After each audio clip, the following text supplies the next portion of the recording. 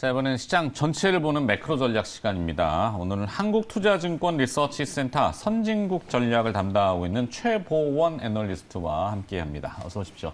네, 안녕하세요. 네. 자, 지금 타이틀은 나갔는데요. 그 하반기 주목해야 될 글로벌 매크로 이슈 세 가지 이렇게 되는 것 같은데 뭐가 있는 거죠? 아무래도 미국과 중국과의 관계를 하반기에는 보셔야 된다. 왜냐하면은 이 공급망 측면에서도 상당히 좀 재편이 빠르게 되고 있다라는 측면, 그리고 관세적인 측면에서도 보셔야 된다. 두 번째로는 리오프닝 쪽, 그리고 세 번째로는 아무래도 원자재 공급 측면 또 한 번 더 말씀을 드릴 수가 있겠습니다. 좋습니다. 자, 지금 첫 번째부터 볼 텐데 제일 중요한 이제 미국과 중국 간의 관계. 관세 인하 할까요? 관세 인하요? 할까요? 이렇게 생각하실 수는 있겠지만 저희가 이제 주식 투자를 할 때 보셔야 되는 게 이 흐름이라고 생각을 합니다. 이런 측면에서 한번 살펴보시면은 이 하반기에는 무시할 수 없는 이벤트가 있으시죠. 이 미국에서는 11월에 미국의 중간 선거 예정이 되어 있으시고 그렇죠. 중국과 같은 경우에도 20차 당대회 선거가 예정이 되어 있습니다. 이 G2 국가들이 중요한 선거를 앞두고 사실은 지지율을 회복을 해야 된다라는 측면, 그리고 경제적인 측면에서도 사실은 지금보다는 개선이 되어야 된다는 숙제를 떠안고 있는 상황입니다. 네. 그러다 보니까 5월에도 계속 걔네들은 싸운 거 아니냐라고 생각하실 수가 있지만 사실은 이 전승절 이전에는 미국이 중국을 압박을 하는 모습을 보여줬지만 최근에는 오히려 공식적으로도 얘기를 하고 있습니다. 논의를 하고 있다. 그리고 그것만으로는 조금 미미할 수는 있지만 사실은 중국을 대상으로는 아직 발표를 하지 않았지만 다른 신흥국들을 대상으로는 일부 항목들에 대해서 이 관세를 면제를 해주는 이러한 정책들을 이미 미국 내에서는 좀 발표를 하고 있는 상황입니다. 그런 측면인 만큼 하반기에는 계속해서 좀 주목을 하실 필요가 있다라는 측면을 말씀을 드릴 수 있겠고요. 우회적인 관세 인하, 그러니까 직접적으로는 반대의 그 내부적인 그것도 있잖아요. 이 트럼프 정부 시절에 대중 관세를 굉장히 높게 올려놨는데 지금 뭐 그걸 다 빼버리려고 하자니 공화당 의원 일부가 상당히 가세게 반발하고 있다고 하고 굴욕적이다 이렇게 표현해 버리면은 뭐 미국이 졌다 이래 버리면 큰일 나잖아요. 그러다 보니까 이제 중국이 제3국으로 우회적으로 쿠션 쳐서 들어가는 것들의 일부를 조금 낮춰준 것 같던데, 그죠? 그런 것도 있거니와 그 한 가지 또 보셔야 되는 게 사실은 미국과 같은 경우도 미국에게 긍정적이게 하기 위해서 대중관세를 세게 이제 부과를 한 거야 이렇게 얘기를 했었는데 2018년에 그런 식으로 부과가 됐다면 2019년 한 2분기부터는 미국 기업들이 관세 때문에 우리가 도저히 이제 가이던스를 하향을 안 할 수가 없어. 비용이 너무 높아서 우리가 너무 수익성이 악화가 돼. 이런 측면을 한두 기업이 얘기를 한 게 아닙니다. 그런 네. 측면인 만큼 사실은 정치적인 측면도 있지만 경제적인 측면에서도 해당 기업들이 이 수입을 하는데 비용 부담이 적어지면서 수익성이 개선이 될 수 있다라는 측면을 보실 수 있겠습니다. 2018년 10월에 방금 이제 차트에서도 보실 수 있다시피 사실은 시장 수익률보다도 상당히 좀 악화되었던 게 IT 소재, 산업재, 경기 소비재 업종입니다. 네. 해당 업종 내에서도 이 미중 관세 부담이 크게 작용했던 이러한 기업들의 조정이 컸던 만큼 해당 기업들 위주로 좀 주목을 하실 필요가 있으시겠죠.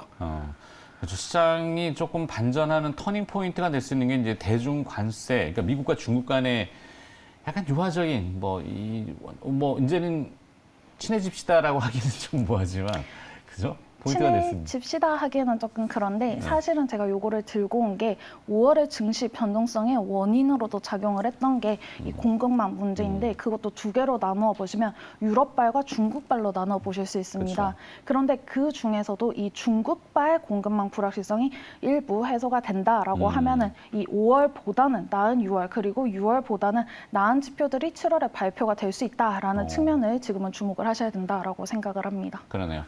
자, 미국 입장에서도 명분은 있을 겁니다. 이 인플레이션이 너무 높기 때문에 뭐 그걸 낮추기 위한 그 방안으로 일단 대중관세 인하 가능성이 좀 있다고 치면은 만약에 인하를 했을 때 수혜가 되는 업종들 이건 뭐가 있을까요? 아무래도 피해가 컸던 업종들부터 좀 보실 수가 있겠는데요. 아무래도 IT 업종 내에서도 반도체 장비, 산업재 업종 내에서도 기계류 쪽, 그리고 경기 소비재 업종 내에서도 의류 기업들 좀 보실 수가 있겠습니다. 네. 의류까지. 네. 너무 빨리 얘기하고 의류까지. 의류까지 네. 보실 수가 있겠습니다. 의료가 아니라 의류. 의류, 옷. 네. 네. 옷이요. 네. 자, 그러면 저와 관련된 자료는 아까 보여주셨고 네. 하반기 주목해야 될 글로벌 시중 두 번째 그러면은 리오프닝을 제시해 주셨는데 자 인플레이션 압박에도 소비가 계속 또 받쳐줄 것인가? 리오프닝 지긋지긋하실 수가 있습니다. 근데 리오프닝도 사실은 이 하반기에는 조금 더 다르게 보셔야 되는 게 사실 이 인플레이션이라고 하는 게 결론적으로 문제가 되는 게 소비가 둔화가 되고 그래서 경기가 침체가 되는 게 아니냐 그런 측면인데 사실은 경제 지표에서도 보실 수가 있고 기업들의 지표에서도 보실 수가 있는 게 이 집에서 활용을 하는 이러한 소비 자체는 조금 둔화가 되는 모습이 보이더라도 외부에서 쓰는 지출 자체는 경제 지표에서도 그리고 기업들의 실적에서도 확인할 수가 있는 게 빠르게 늘어나고 있는 상황입니다. 네. 그런데 여기에서 한 가지 보시면 좀 재밌는 이제 지표가 있는데요. 사실은 리오프닝 업체들 중에서도 이 세부적으로 한번 살펴보시면요. 미국 내에서 이동이 되고 있는 레스토랑과 같은 경우에는 지출이 빠르게 회복을 해서 코로나19 이전 수준까지도 회복을 한 상태입니다. 네. 하지만 이 숙박 부문, 항공 부문과 같은 경우에는 전년 동기 대비로는 빠르게 회복을 하고 있지만 아직까지도 코로나19 이전 수준을 회복을 하지 못한 상황입니다. 이러한 상황에서 이 가격 자체는 계속 올라가더라도 Q로 볼 수가 있는 이 수요 자체가 계속 늘어나고 있는 부문이 있다라는 점을 주목을 해서 보실 수가 있겠습니다. 그러한 측면에서 이제 앞에 차트에서도 보실 수가 있다시피 최근에 이 외부에서 쓰는 이 외식과 같은 부문은 빠르게 회복을 하고 있는 게 보여지시고요. 그리고 아마 뒤에서 또 보여주시겠지만 이 미국 내에서도 상당히 리오프닝 내에서도 업종별로도 소비별로도 이 지출의 회복 속도가 다르다라는 측면을 보시면 좋으실 것 같습니다. 네. 관련 업종과 같은 경우에는 이 레스토랑보다는 숙박, 항공 부문을 보실 수 있는 만큼 PJ라든지 제츠와 같은 ETF로 보신다라고 하면 변동성에도 조금은 더 해지가 가능할 걸로 생각이 됩니다. 네. 그 기업 지금 조금 언급해 주셨는데 기업들 리오프닝 수혜주로 주목할 만한 기업들? 아무래도 이 지역별로 보실 수가 있는데 단기적으로는 막혔던 중국이 하셨네. 열릴 수가 있는 만큼 네. 이 중국의 비중이 높은 업체들 하지만 이 그런 기업들이 단기적으로 부각이 될 수 있지만 하반기 중장기적인 측면에서는 숙박, 항공 부문에 주목을 할 수가 있는 만큼 이 메리어트와 같은 기업들이 포함이 되어 있는 PJ와 같은 ETF들 그리고 항공사들이 포함이 되어 있는 그것도 미국 항공사들 말고 이제 전 세계적으로 대표적인 항공사들이 포함이 되어 있는 제츠와 같은 ETF로 접근을 해보신다라면 이 변동성에도 해지가 가능하겠다. 한 번 더 말씀을 드리겠습니다. 네. 죄송합니다. 잠깐 딴 생각하느라고. 일본 기업 물어볼까 말까 하다가. 물어보셔도 그거는 좀 되고요. 이따가 시간 봐서. 네. 자, 그러면은 세 번째 이제 이슈로 정해주신 그 글로벌 공급망 교란 이슈 아니겠어요? 맞습니다. 공급발 인플레이션이라고도 표현하는데 이건 어떻게 할까요? 사실은 이 미국 같은 경우도 그렇지만은 2001년 이후에 중국이 이제 WTO에 가입을 한 이후에는 이 생산 거점들이 중국으로 많이 이동을 하게 됩니다. 하지만 그 이후에는 2008년의 금융위기 그리고 2018년의 미중 분쟁 이후에는 이 탈글로벌화가 빠르게 진행이 되고 있는데 그거에 더 불을 붙이고 있는 게 원자재 공급 측면이다라고 보실 수 있습니다.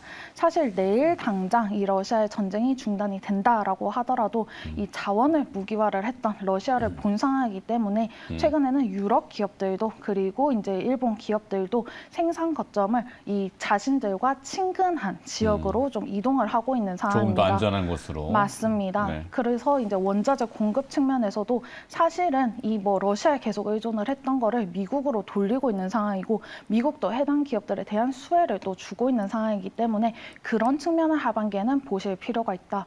그래서 과거에는 리쇼어링 기업들만 주목이 되었다라고 하면은 최근과 같은 경우에는 우호 국가들 간에서 생산 거점을 이제 두면서 이 네트워크를 강화를 하는 프렌드 쇼어링, 니어 쇼어링 이러한 단어들이 나오고 있는 게 그러한 이유 때문이다라고 보실 수 있겠습니다. 네. 나쁘게 얘기하면 카르텔이네요, 카르텔. 그들끼리 뭉치는.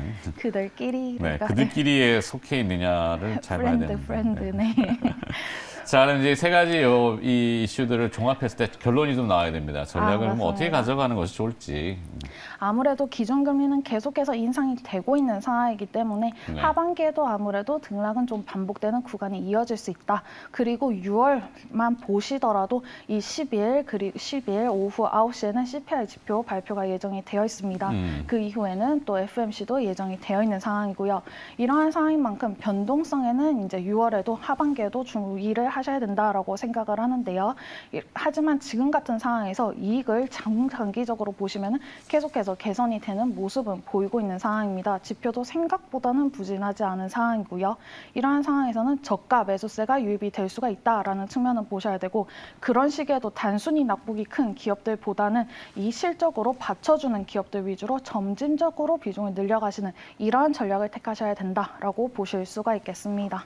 네. 자, 그러면 이제 정규 질문 다 끝났는데 그냥 보내드린 게 뭐야? 그러니까 일본 기업 아까 잠깐 저한테 들어올 때 힌트를 좀 주셨거든요. 이제 그 해치 차원에서 어떤 기업 요거만 한 1분 내로.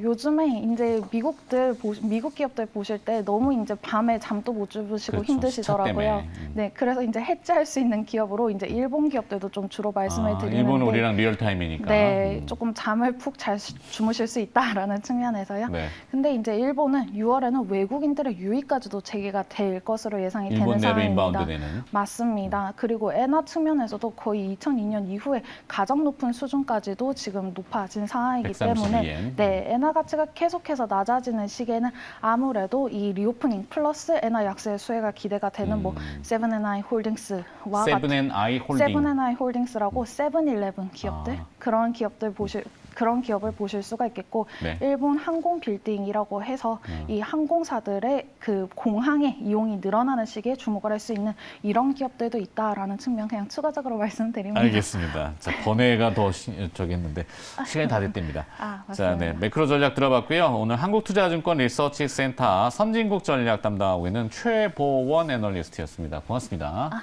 네, 감사합니다.